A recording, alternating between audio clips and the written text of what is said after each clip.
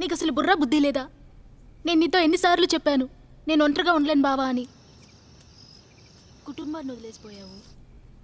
కనీసం కట్టుకున్నది ఏం చేస్తోంది, ఎలా ఉందన్న ధ్యాస ఉందా బావా నీకు? ఏం కావాలి? ఉదయం నుంచి ముడుచుకొని పడుకోనుంది. పచ్చి మంచినీళ్ళు కూడా ముట్టుకోలేదు. లేపి తీసుకెళ్ళి అన్నం పెడతానే పాపం. నువ్వు వెళ్ళు. వదిన మంచి నిద్రలో ఉంది, నువ్వు వెళ్ళు. ఓసారి వెళ్ళి చూస్తానే. వద్దంటున్నాను కదా, లేచినప్పుడు నేను తీసుకొస్తాను, నువ్వు వెళ్ళు.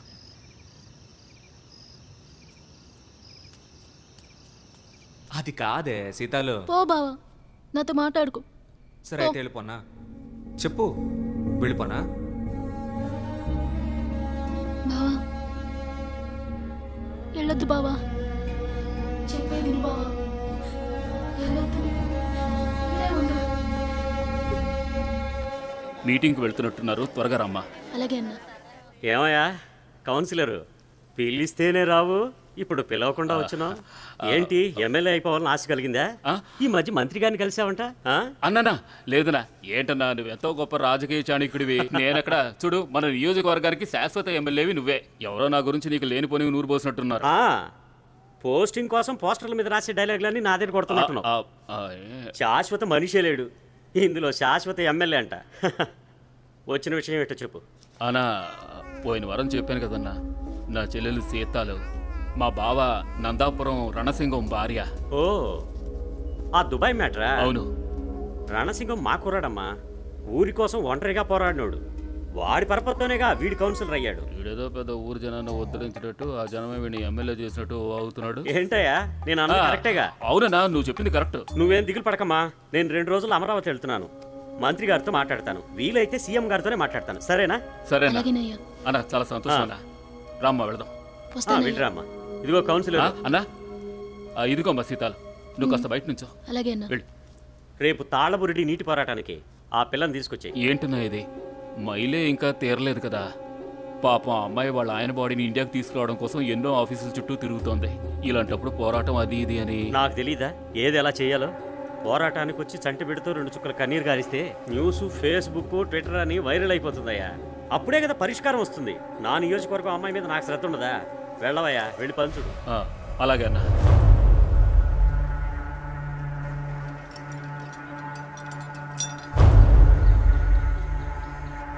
ఏ సీతాలు రణసింగం, ఏ వైఫ్ ఆఫ్ రణసింగం.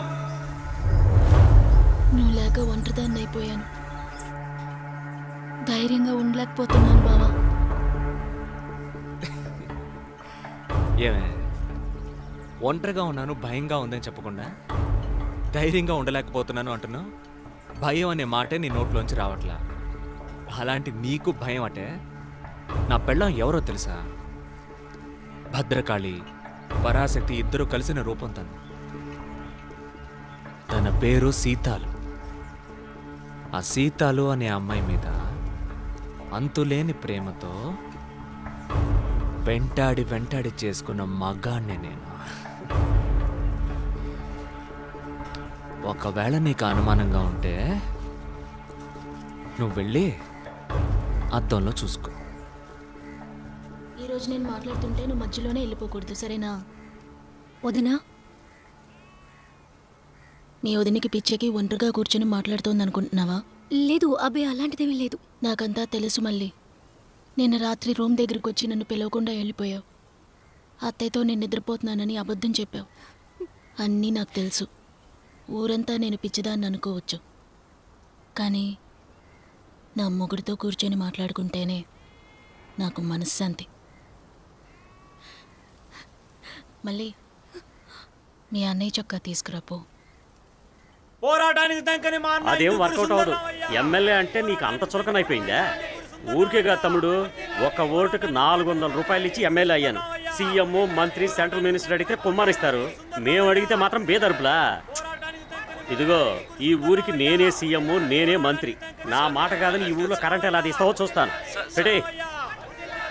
గౌరవనీయులైన ప్రియమైన తల్లులారా, తండ్రులారా, పెద్దలారా, యువకులారా, బాల బాలికల్లారా, ఈ రోజు మనం చేసే ఈ పోరాటం అనేది చరిత్ర పుటల్లోకి ఎక్కుతుంది. కరెంట్ కంపెనీ ప్రారంభించడానికి స్థలం అడిగినప్పుడు ఏమన్నావయ్యా? ఈ ఊరోళ్ళకు ఉద్యోగాలు ఇస్తానని మాటిచ్చావు కదా. మా ఊరోళ్ళకు ఉద్యోగాలు ఇచ్చినట్టే ఇచ్చి ఇప్పుడు మా ఊరోళ్ళందరినీ తీసేసి ఉత్తరాదోళ్ళకు ఉద్యోగాలు ఇచ్చావు. ఇది చూస్తూ ఈ ఇందుకు సుందరామయ్య ఊరుకుంటాడు అనుకున్నావా? వదిలిపెట్టను. ఇదే మాట చెప్తున్నా.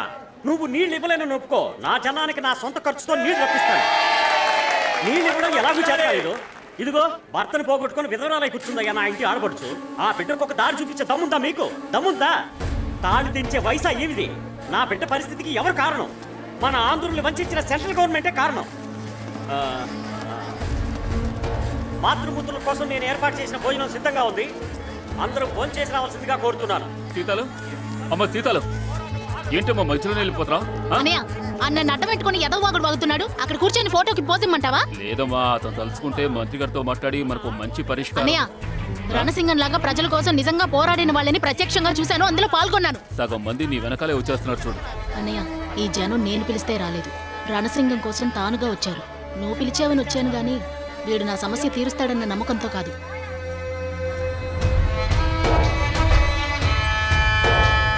తల్లి సీతాలు, ఏమైందే?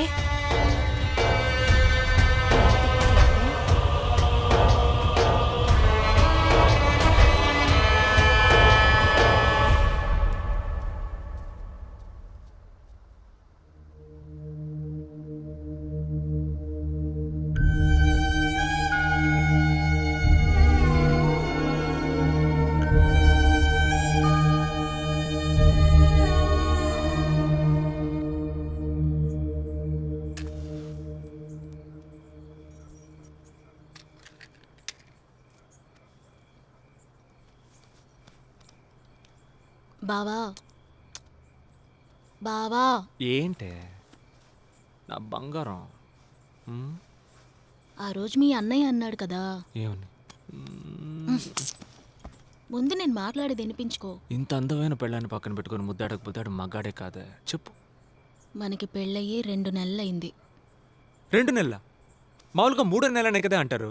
పెళ్లికి ముందు ఏం జరగలేదు, మళ్ళీ ఇప్పుడు 2 నెలలు. రణసింగం నోరు ముయిరా. దేవుడు నీకు నోరు మాత్రమే ఇచ్చాడా? చెవులు ఇవ్వలేదా? నేను చెప్పేది అస్సలు వినిపించుకోవా?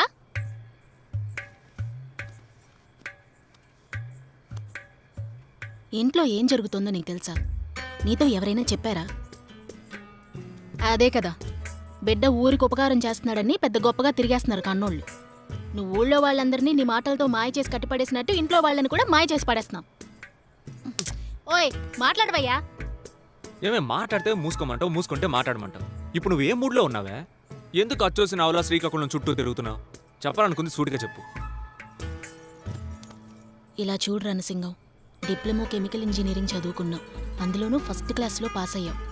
ఆ చదువుతో కరెంటు కంపెనీలో ఏదైనా పనికి పోవచ్చు కదా. పోనీ నీకు నచ్చలేదంటే నీ అన్నయ్య చెప్పినట్టుగా ఫారిన్కి ఏదైనా పనికి పోవచ్చు కదా.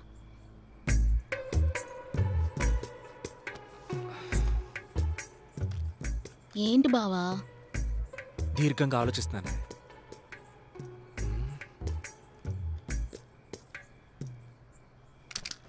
అదంతా తర్వాత చూసుకుందాం. అయ్యో, 108 డిగ్రీల ఎండలో 100 మందికి పైనే ఉన్నారు. మొత్తం చెప్పినా వినిపించుకోడు. అయ్యో బావా, నీలాగా కష్టపడి ఒళ్ళుంచి పనిచేయడం నా వల్ల కాదు, చాలా చిరాగ్గా ఉంటుంది.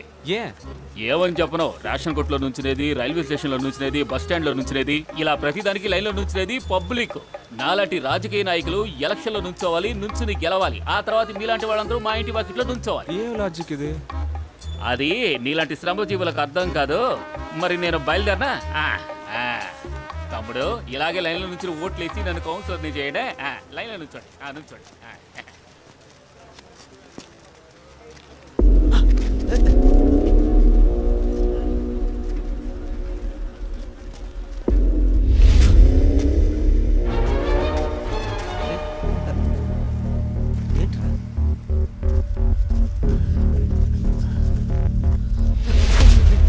ఏంట్రా ఏమైంది? ఏ కదలకుండా ఉండు, కదలకుండా ఉండు. రణసింగం ఏం చేస్తున్నావు?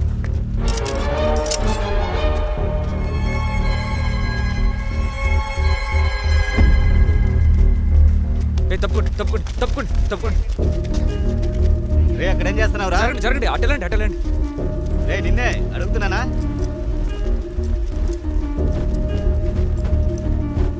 ఏం చేస్తున్నావయ్యా? సార్ సార్ ఇక్కడ నీటూట బాగుంది సార్. నువ్వేమైనా జ్యోతిష్యుడివా? కాదు సార్, నీటూట చూసే వంశం సార్ మాది. అయితే ఆ పనే చేసుకోవచ్చుగా. సార్ ఇది పూర్వభోగ స్థలం, దీనికి పట్టా ఎవరు ఇచ్చారు రే సార్? ఏం మాట్లాడుతున్నావు? మీ పై అధికారి ఎవరైనా ఇక్కడ ఉన్నారా సార్? ఏ చెప్తే వినిపించుకోవా? వెళ్ళు. సార్ ఏయ్, సార్, చెప్తుంటే. సార్ సార్ నేను ఇక్కడ ఉద్యోగానికి వచ్చాను సార్. ఇక్కడ పని చేస్తున్నావా? లేదు సార్, ఉద్యోగం కోసం వచ్చాను. నేను వరుసలో నుంచున్నాను సార్. సరిగ్గా అప్పుడు కింద గలగల నీరు పారింది సార్. ఇంకా? చాలా మంచి నీటి ఊట సార్. ఇక్కడ చుట్టుపక్కల చాలా పనులు ఉన్నాయి సార్. చూస్తావంటయ్యా, త్రో హిమ్ అవుట్. సార్ అది కాదు సార్. వెళ్ళవయ్యా. సార్ సార్ వెళ్ళు. సార్ చెప్పేది వినండి సార్. ఈ నీరు ఎన్నో గ్రామాలకు ఉపయోగపడుతుంది సార్. తెలియదు కానీ సార్ నా మాట వినండి సార్. సార్ నీళ్లు లేక చచ్చిపోతున్నారు సార్. సార్ నా మాట వినండి సార్. సార్